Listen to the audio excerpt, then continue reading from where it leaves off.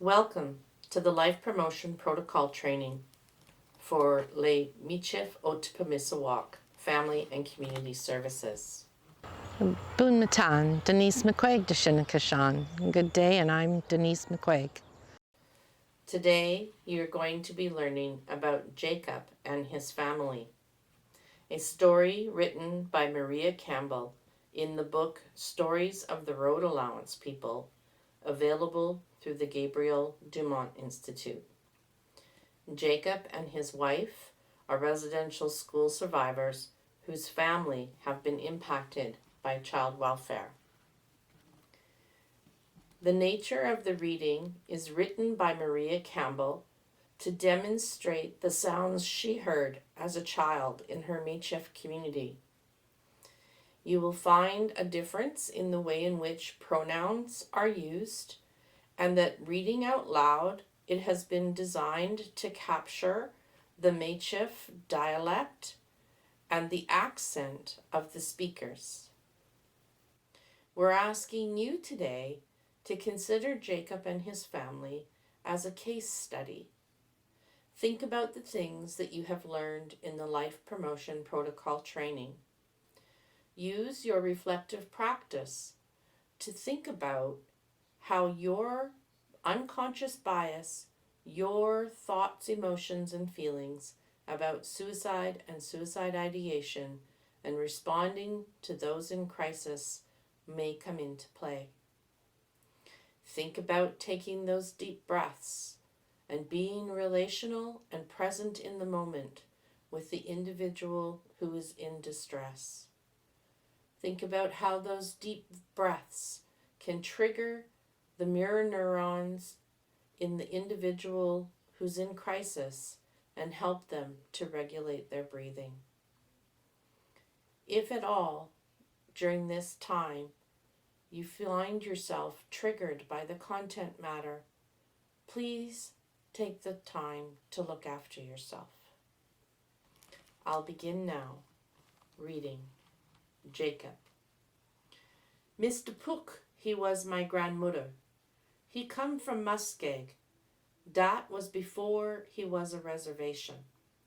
My grandmother, he was about 28 when he married my grandfather.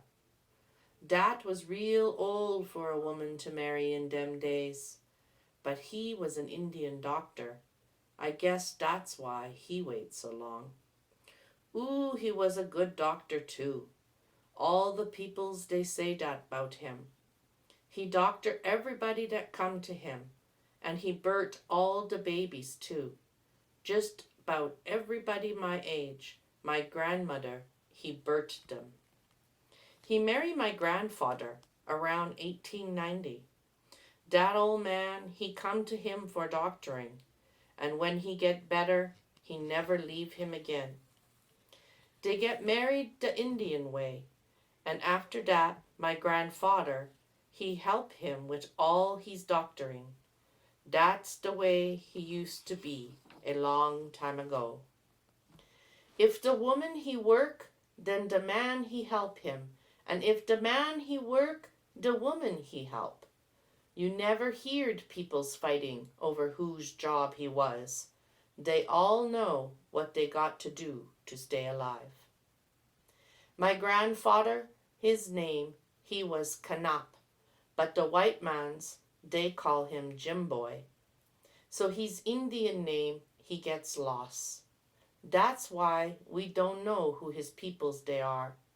He lost lots of our relations like that. They get the white man's name, then nobody he knows who his peoples they are anymore. Sometimes I think that's the reason why we have such a hard time, us peoples. Our roots, they gets broken so many times.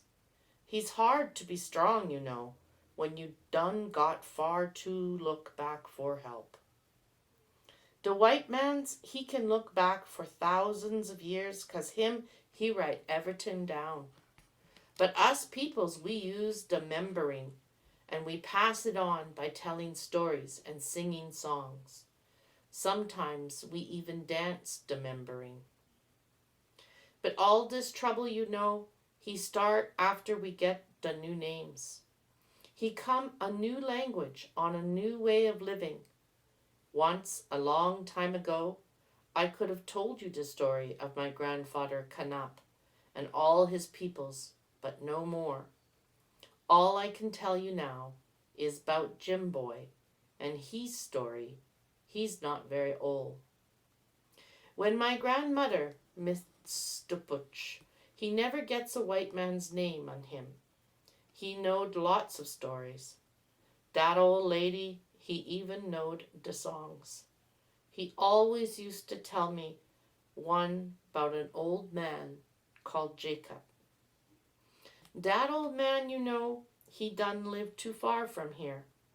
Well, he's gone now, but this story, he was about him when he was alive. Jacob, he gets one of them new names when they put him in the residential school. He was just small boy when he go, and he done come home for 12 years. 12 years! That's a long time to be gone from your peoples. He can come home, 'cause the school, he was damn near 200 miles away. His mummy and daddy, they can go and see him 'cause there's no roads in them days. And the Indians, they done got many horses, specially to travel that far. That's true, Not many people in them days, they have horses. It's only in the comic books and the picture shows they got lots of horses. He was never like that in the real life. Well, Jacob, he stay in that school all them years. And when nobody he can understand that unless he happened to him. Them peoples that go away to them schools and come back, they really suffer. No matter how many stories we tell, we'll never be able to tell what them schools they done to the peoples and all their relations. Well, anyways, Jacob, he was just plain pitiful. He can talk his own language. He doesn't know how to live in the bush. It's a good thing those peoples, they was kind, 'cause they help him the very best they can. Well, a couple of summers later, he meet this girl, and they gets married. That girl, he was kind and real smart too. He teach Jacob how to make an Indian living.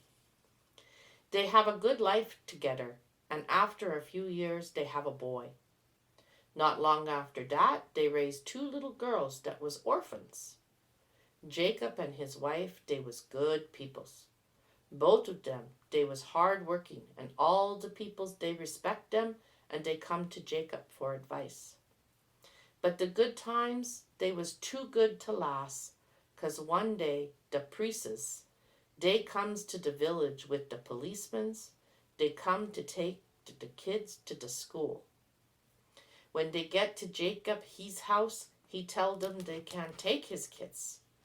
The priest, he tell him he have to let them go, 'cause that's the law.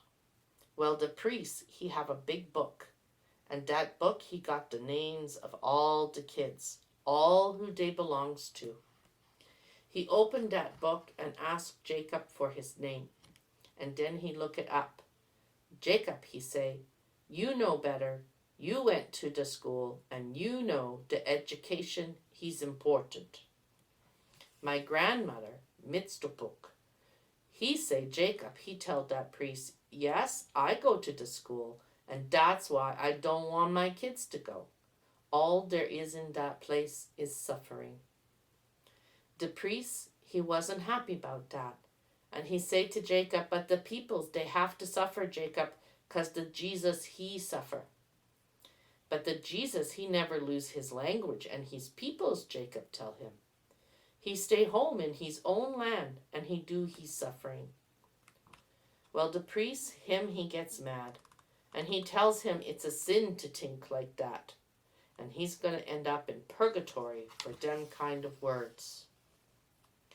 But Jacob, he don't care, 'cause far as he's concerned, purgatory, he can be worse than the hell he lived with trying to learn his language and his Indian ways.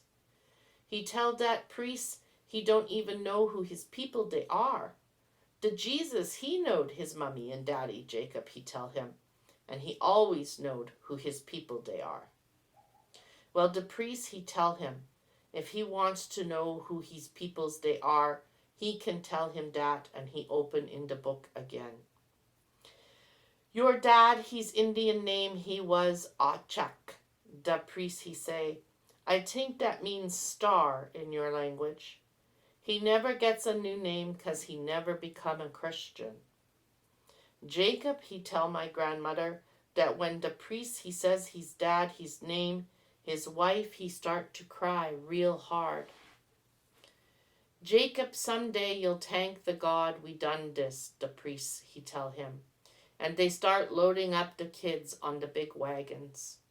All the kids, they was crying and screaming, and the mothers, they was chasing the wagons. The old womans, they was all singing the death song, and none of the mans, they can do anything. They can cause the policemen's, they got guns. When the wagons, they was all gone, Jacob, he look for his wife, but he can find him no place. An old woman, he see him as he called to him, Pe'api Newsom, come and sit down, my grandchild, I must talk to you. He's hard for me to tell you this, but that priest, his book, he bring us bad news today. He tell you that Achak, he was your daddy. My grandchild, Achak, he was your wife's daddy too. Jacob, he tell my grandmother, he can cry when he hear that. He can even hurt inside. That night, he go looking, and he find his wife in the bush. That woman, he kill himself. Jacob, he say, the old womans, they stay with him for a long time. And they sing healing songs and they try to help him. But he say he can feel nothing. Maybe if he did, he would have done the same thing. For many years, Jacob, he was like that, just dead inside. The peoples, they tried to talk with him, but it was no use. His kids, they growed up and they come home and live with him. I made them suffer, he tell my grandmother. Them kids, they try so hard to help me. Then one day, his daughter, he get married and he have a baby. He bring it to Jacob to see. Jacob, he say, he look at that little baby and he start to cry and he can't stop. He say he cry for himself and his wife, and then he cry for his mummy and daddy. When he was done, he sing the healing songs. The old womans, they sing to him a long time ago. Well, you know, Jacob, he died when he was an old man. And all his life he write in a big book the Indian names of all the mummies and daddies. All beside them he write the old names and the new names of all their kids. And for the rest of his life, he fight the government to build schools on the reservation. The good God, he wouldn't make babies come from mummies and daddies, he used to say, if he didn't want them to stay home and learn their language and their Indian ways. You know, that old man was right. Nobody, he can do that. Take all the babies away, he's just not right. Long time ago, the old peoples, they used to do the naming and they do the teaching too. If the parents, they have troubles, then the aunties and the uncles or somebody in the family, he help out till the parents, they get their life work out. But no one, he ever take the babies away from their peoples. You know, my old grandmother, Mitstapuk, he have lots of stories about people like Jacob. Good old peoples that work hard so things will be better for us. We should never forget them old peoples. Jacob, a common story placed in the early 1900s, could be just as much a reality in 2023. It's important for us to support our youth and families in their journeys to be well, to be safe, and to know that we will be there to respond during times of crisis and distress. Take a moment to think about how you would support Jacob and his family, but also take a moment to think about how you would support yourself. Drink lots of water, make an offering to Creator and Mother Earth, stand on the land and be grounded.